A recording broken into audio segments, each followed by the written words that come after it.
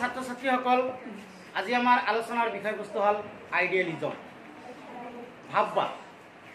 পূৰ্বৰ ক্লাছত আমি ৰিয়েলিজম সম্পৰ্কে আলোচনা কৰিছিলোঁ, অৰ্থাৎ বাস্তৱবাদ সম্পৰ্কে আমি আলোচনা কৰিছোঁ, আৰু আজি আমি আইডিয়েলিজম সম্পৰ্কে আলোচনা কৰিম।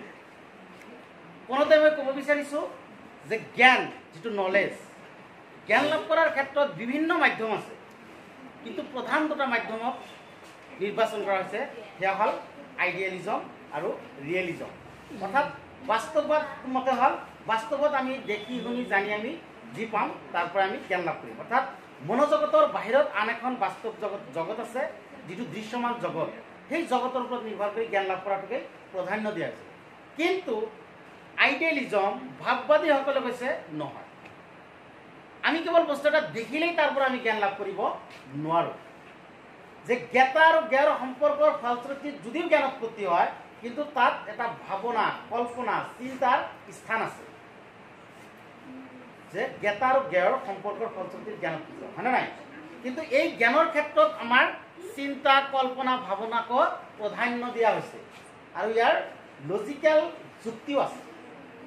তুমি যদি ৰাস্তাৰে গৈ আছা, ৰাস্তা দি ঘৰলৈ গৈ থকাৰ সময়ত তুমি বিভিন্ন বস্তু দেখা পাবা, গছ, বৃক্ষ, বজাৰ, মানুহ, বিভিন্ন ধৰণৰ বস্তু দেখা পাবা। দেখিছা, কিন্তু দেখি দেখিয়ে গৈ আছা, কাৰণ তুমিতো চকু মুদি আৰু যোৱা নাই।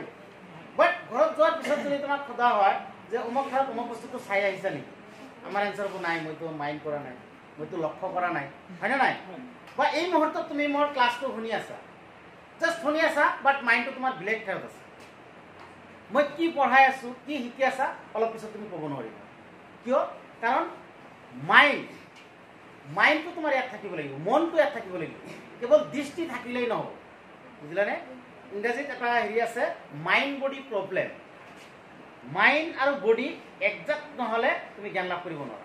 তাৰমানে তোমাৰ মন আছে ঘৰত, তোমাৰ চকু আছে ইয়াত, বা তোমাৰ বডিটো ইয়াত আছে, কিবা শিকিব পাৰিবা? গতিকে মন থাকিব লাগিব, এটেনশ্যন থাকিব লাগিব, হয় না? সেই বিষয়ে আজি আলোচনা কৰা হ'ব। বিষয়বস্তুৰ উপলব্ধিয়ে হৈছে জ্ঞান। জ্ঞাতা আৰু জ্ঞায়ৰ বিষয়বস্তুৰ মাজত সম্পৰ্ক থকাটোৱে হ'ল জ্ঞান। যিজনে জ্ঞান লাভ কৰে তেওঁক জ্ঞাতা বুলি কোৱা হয়। জ্ঞাতা আৰু জ্ঞায়ৰ মাজৰ সম্পৰ্ক আভ্যন্তৰীণ, ই বাহ্যিক সম্বন্ধ নহয়, আভ্যন্তৰীণ। এইটো ভিতৰুৱা, আধ্যাত্মিক, দেখা নাযায়। যে বস্তু এটা যে মই চাই আছোঁ, দেখি আছোঁ, জ্ঞাতা আৰু সম্পৰ্কৰ যিটো সম্পৰ্ক, এইটো আভ্যন্তৰীণ বুলি কোৱা হৈছে।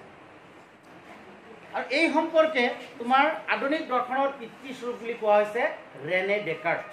ৰেনে ডেকাৰ্টছক আধুনিক দৰ্শনৰ পিতৃস্বৰূপ বুলি কোৱা হৈছে।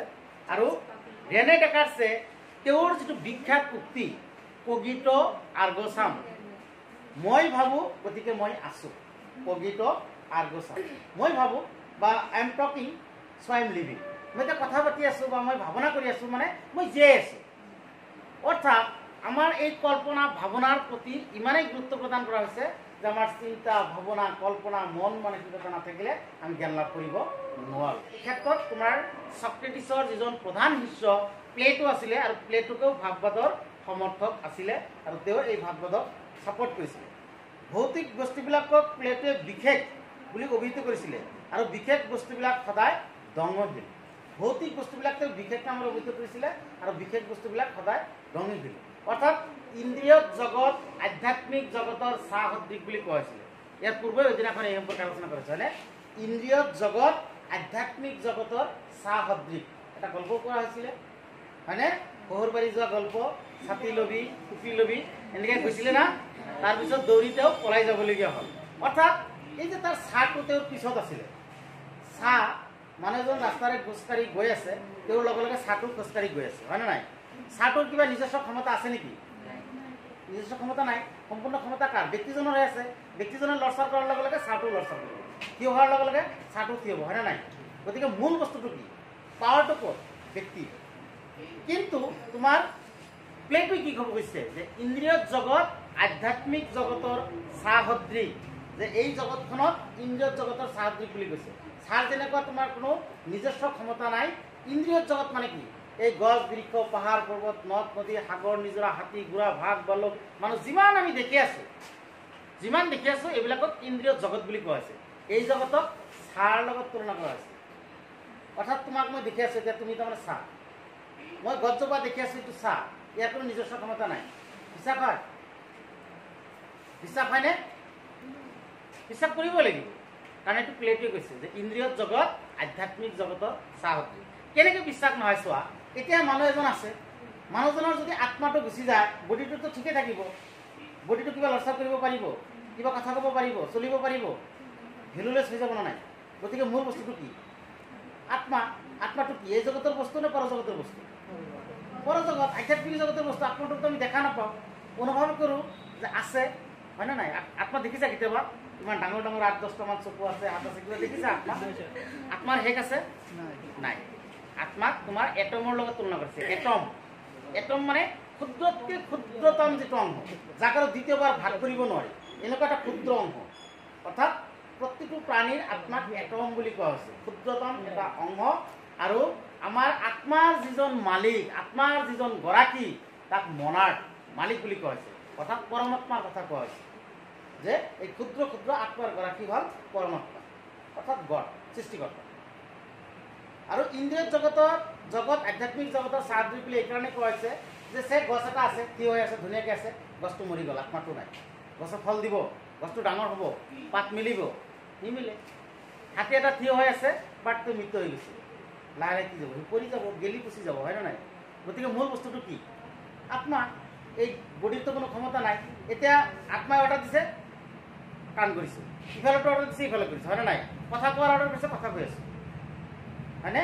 গতিকে আত্মাটোকেই মূল বস্তু বুলি কোৱা হৈছে। আৰু সেইকাৰণে কৈছে ইন্দ্ৰিয় জগত আধ্যাত্মিক জগতৰ চাহদ্ৰী। Next, আত্মগত ভাববাদ, subjective আইডিয়ালিটি।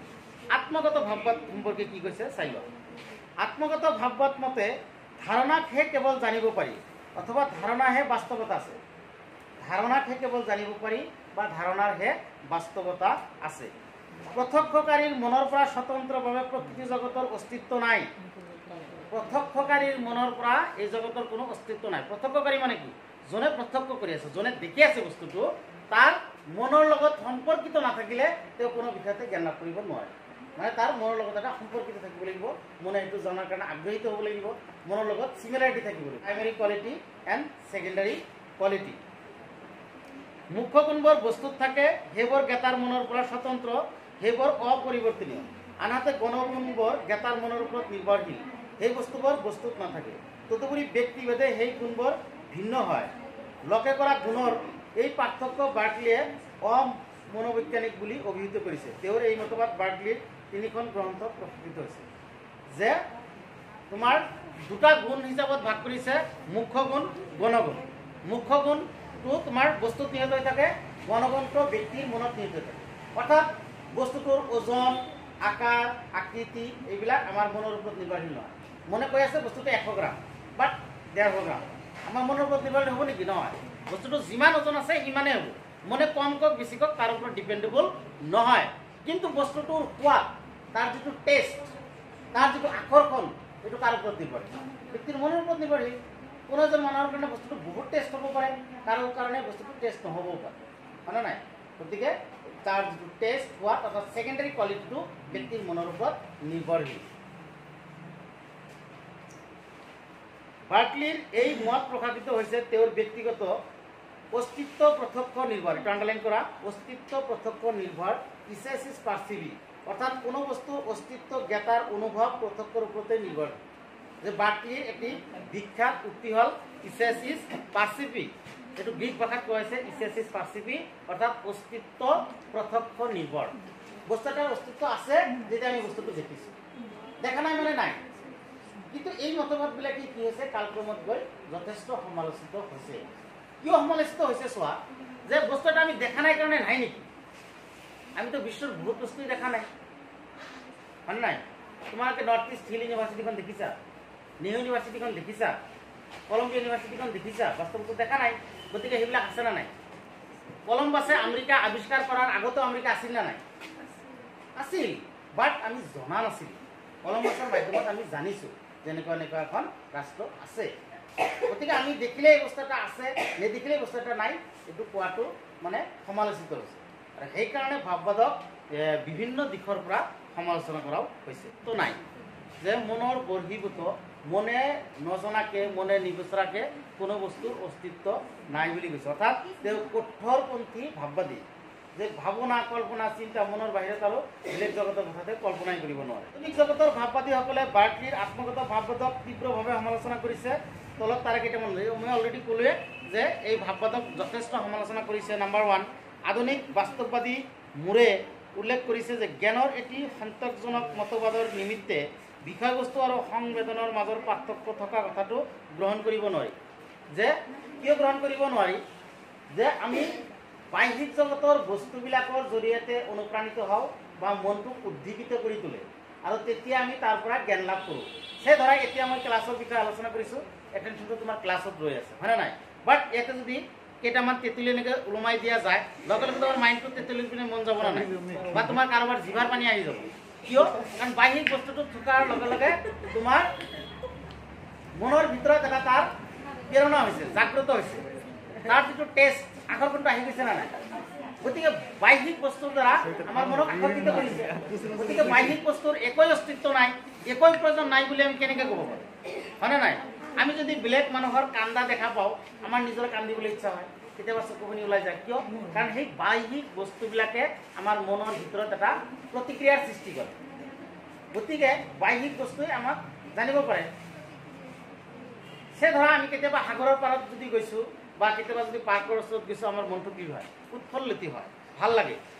তুমি ঘৰত বহি চকুপানী থাকিলে তোমাৰ মনটো উৎফুল্লিত হ'ব নেকি?